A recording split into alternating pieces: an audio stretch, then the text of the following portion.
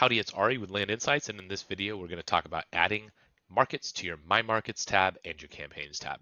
Now, this is a very straightforward process. There's not much explanation needed, but one thing that I do feel needs to be explained is the nuance around adding counties and zip codes and seeing the difference between those two.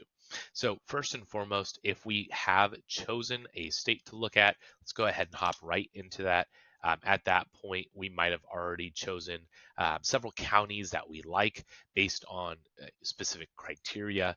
Maybe we've had added filters for that, and maybe now we have specific counties that we want to add. Well, we'll just come down here to our market data table and we'll add them with the add button. Fairly straightforward.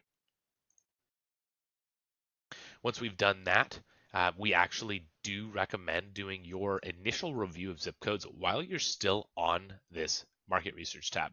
The reason being, I'll go ahead and explain here in a second, but if we hop over to zip codes, all of our filters will be lost. So just keep that in mind.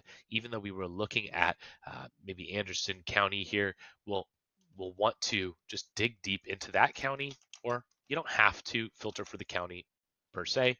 You could just hover over these zip codes. The nice thing here, though, is you'll be able to see them all at once. You can heat map them. You can look at particular data points. And then once you've decided that you like these zip codes, you'll add these separately. So just like the counties, you'll notice that you have that add button. But when you're adding these, it is not for the county, it's for the individual zip code.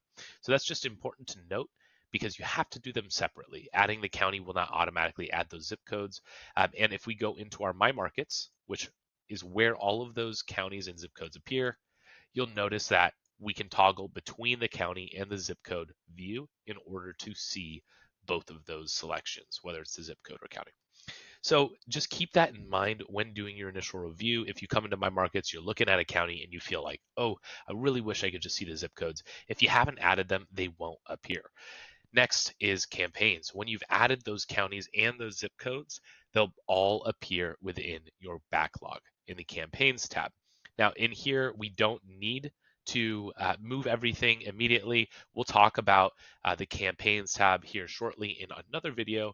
This video is really just to hammer home the fact that zip codes and counties are separate, right? Even though the tiles in here have the county name, realistically, these tiles are specific to that zip code that we added. Just keep that in mind.